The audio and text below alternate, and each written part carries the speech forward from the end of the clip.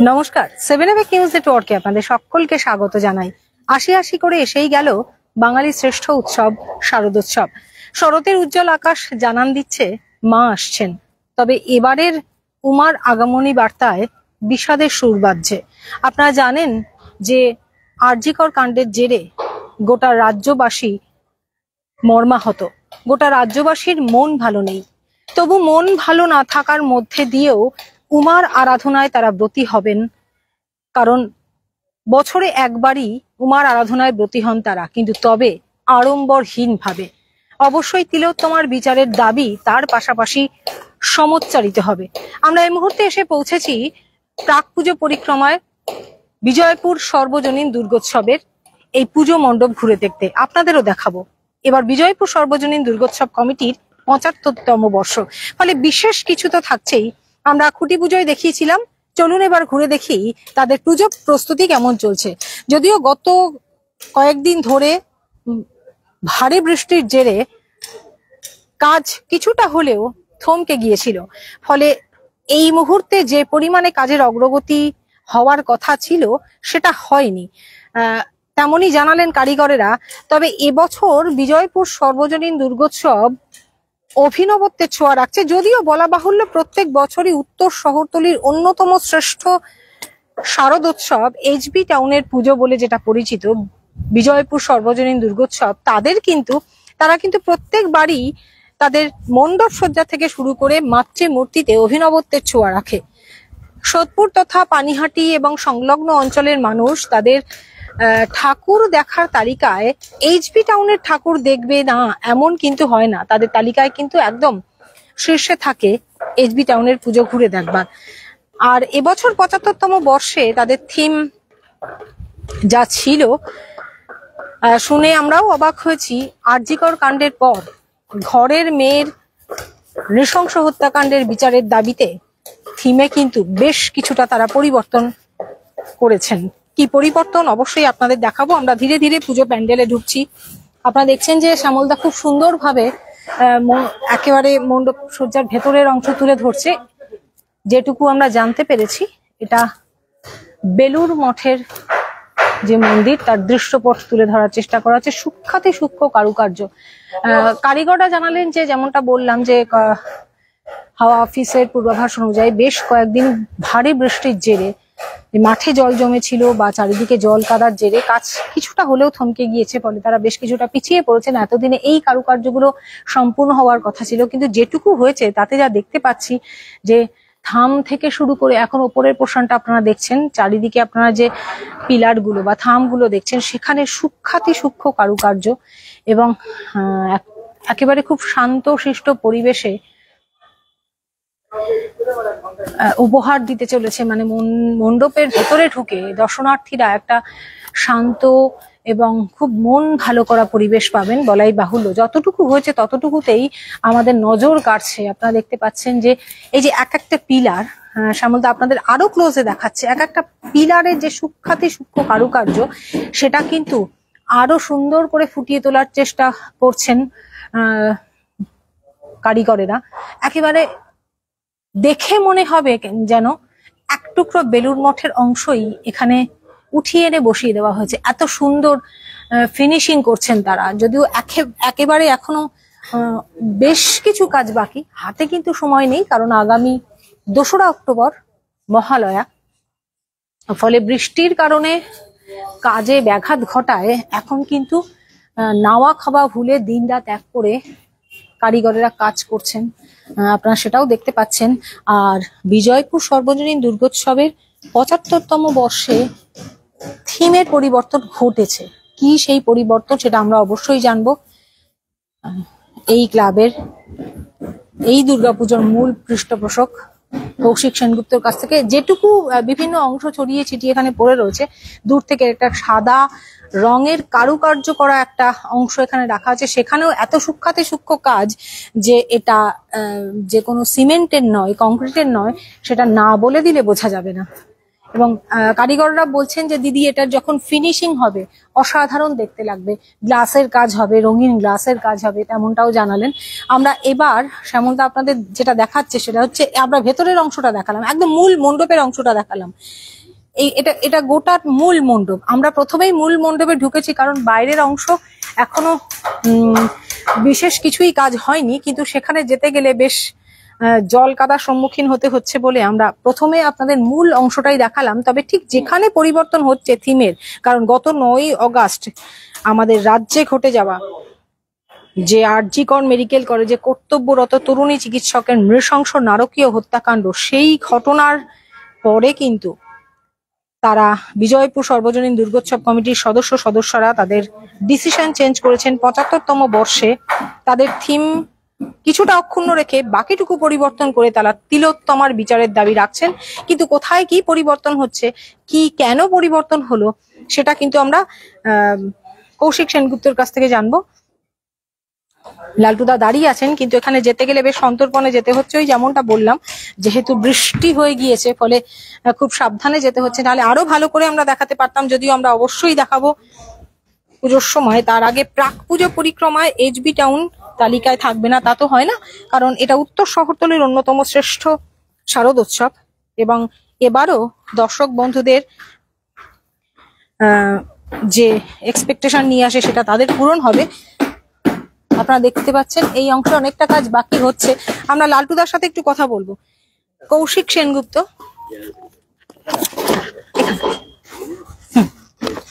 খুবই খারাপ অবস্থা, খুব সাবধানে কাজ করতে হচ্ছে কারিগরদেরও। লালটুদা, যখন খুঁতকি পুজোতে এসেছিলাম তখন কিন্তু আমরা করেছি, তখন আমরা একরকম ভাবনা আপনার মুখ থেকে শুনেছি বা বিজয়পুর টাউন ক্লাবের সদস্যদের মুখ থেকে শুনেছি। ভেতরটা একদম মূল মণ্ডপেই আমরা প্রথমে প্রবেশ করেছি, কিন্তু বাইরের দিকটা বেশ কিছুটা পরিবর্তন হয়েছে। আপনি নিজেই বলুন সেই পরিবর্তনটা।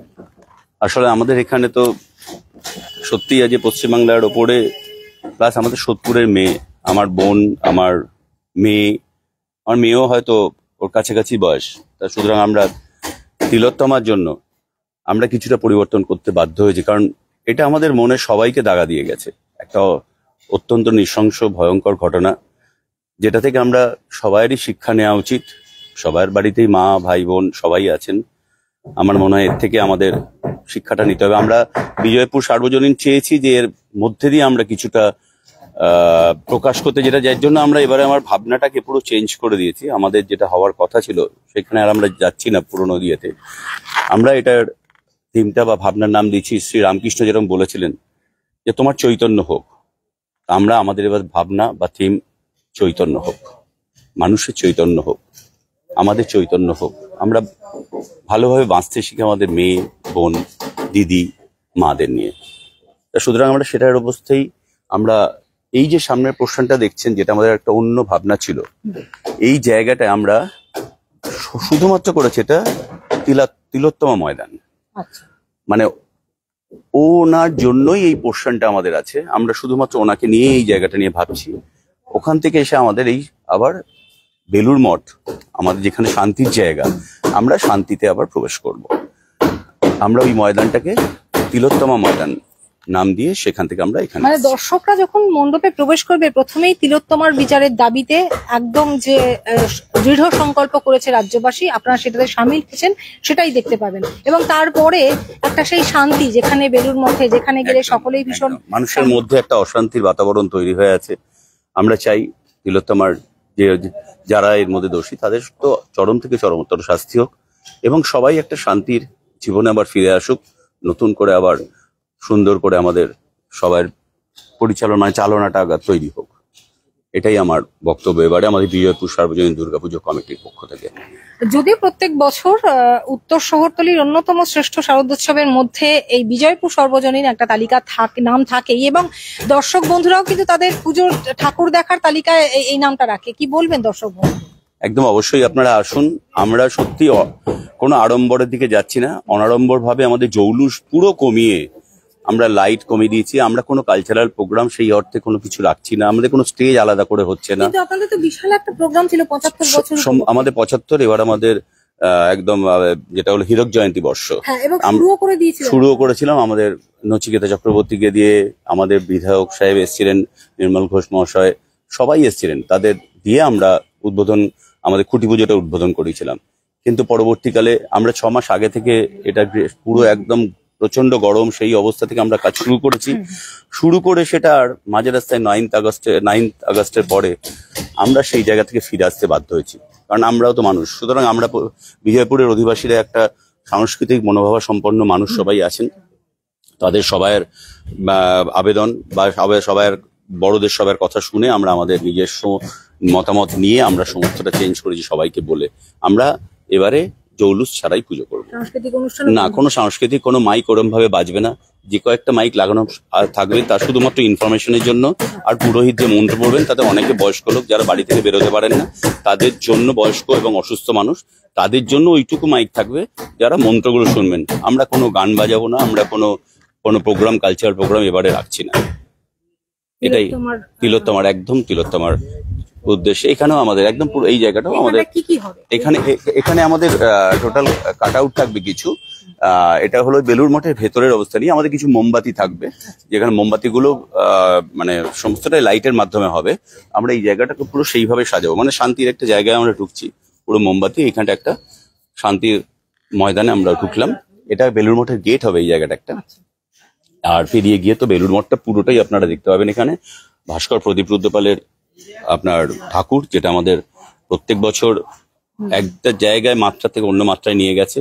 যত বড় বড় প্যান্ডেলের আপনি ওনার ঠাকুর দেখতে পাবেন। আমরা সেটা আমরা সেই ঐতিহ্যটাকে ধরে এবছরও আমরা ভাস্কর প্রদীপ রুদ্রপালের মানে ইয়েটা যে মণ্ডপ সজ্জা বেলুড় মঠ থাকছে, তার সাথে সামঞ্জস্য রেখে কি মাতৃমূর্তি থাকছে না মাতৃমূর্তি একদম না, একদম বেলুড় মঠের হিসেবেই আমাদের এবার পুজো যে হচ্ছে, একদম সেই বেলুড় মঠের তিথি অনুযায়ী আমাদের পুজোটা কিন্তু একদম মাতৃমূর্তি সাবেকি যেরকম আমাদের হয়। কোনো তার মধ্যে থিমের আলাদা করে থিম বলে কিছু থাকছে না। মাতৃমূর্তি যেরকম আমাদের হওয়ার কথা ছিল বা বেলুড় মঠে যেরকম করেন ওই রকম নয়, কিন্তু একদম সাবেকি ঘরানায় আমরা বিশ্বাসী। আমরা সাবেকি, আমরা কোনো বাড়ি থিমের ঠাকুর করি না, প্যান্ডেল করি কিন্তু থিমের ঠাকুর করি না। আর এই যে আপনি বললেন এই জায়গাটা, যে জায়গাটা একেবারে তিলোত্তমা চত্বর থেকে ঢুকে মানুষ যখন বেলুড় মঠে প্রবেশ করবে, এই জায়গাটা মোমবাতির আলো থাকবে। তার মানে যে আলোর রোশনাই সেটা থেকে বেরিয়ে এসে মোমবাতি নরম আলোয় নরম আলো, এবং আমাদের সারা পাড়াতেও নরম আলোই থাকবে। কোনো বললামই তো, কোনো মাইক বাজবে না। আপনার সাদা লাইট দিয়ে কিছু এই বাড়িগুলো দেওয়া হবে।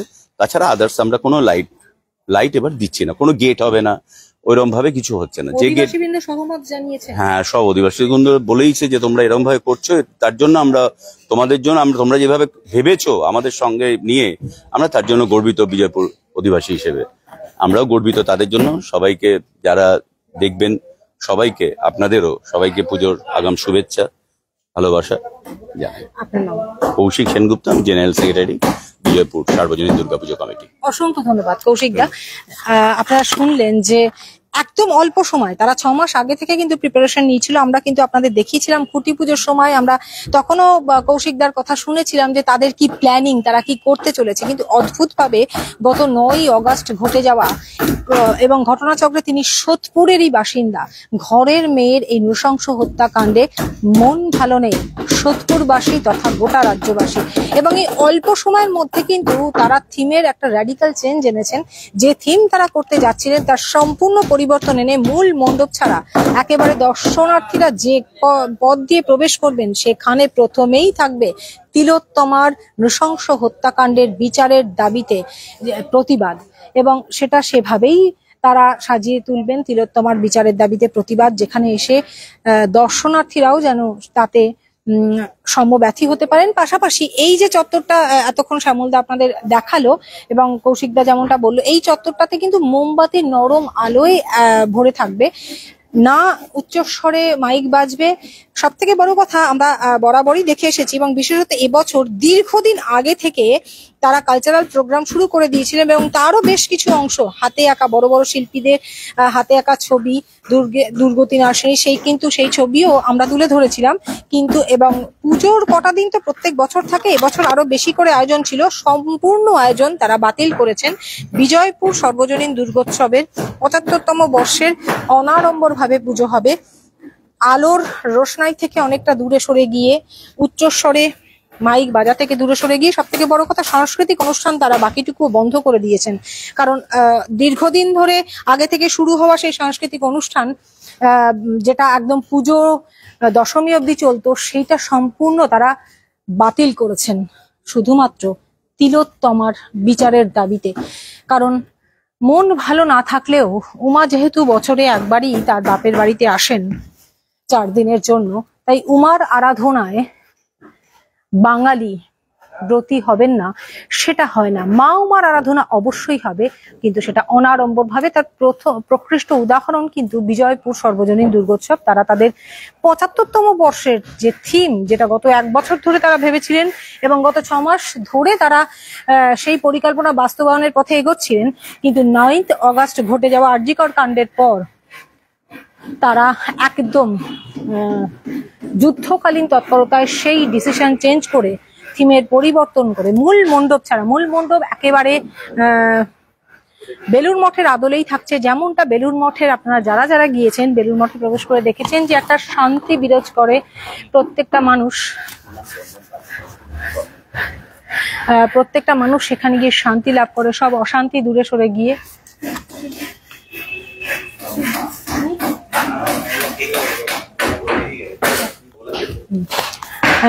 ঠিক সেটাই এখানে এসে পাবেন, কিন্তু প্রবেশ পথে থাকবে তিলোত্তমার বিচারের দাবিতে একদম দৃপ্ত স্লোগান।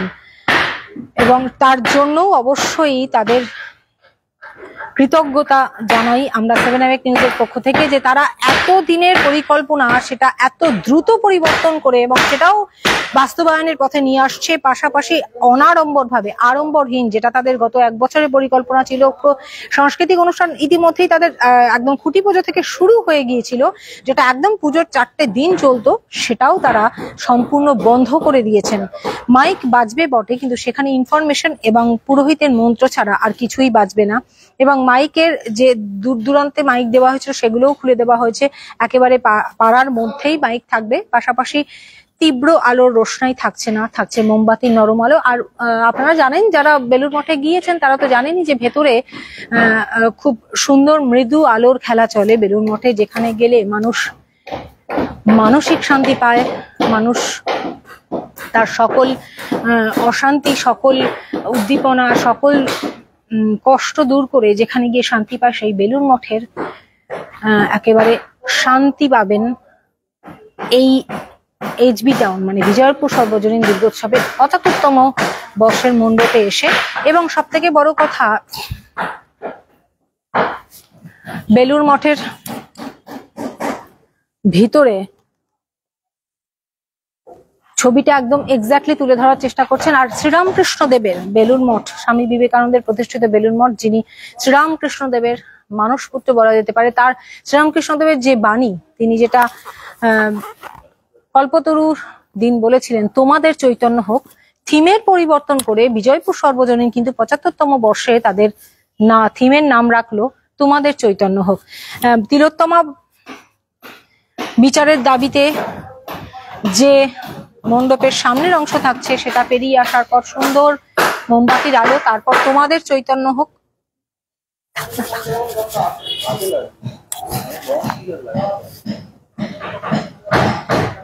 তোমাদের চৈতন্য হোক সেই থিমে তারা পরিবর্তন করলেন 9ই আগস্ট ঘটে যাওয়া ঘটনার পরেই। এবং 6 মাসের 1 বছরের ভাবনা চিন্তা এবং 6 মাসের প্রিপারেশনের এত দ্রুত পরিবর্তন করে এটাকে এভাবে তুলে আনা, সেটা সত্যি প্রশংসার যোগ্য। আপনারা দেখতে পাচ্ছেন যে শ্যামলদা পুরোপুরি ঘুরে দেখিয়েছেন যে আমরা ওখানে যে একটা প্রিপারেশন দেখলাম তার কিন্তু একটা বসেই দেওয়া হয়েছে, শ্যামলদা সেটা দেখিয়েছেন।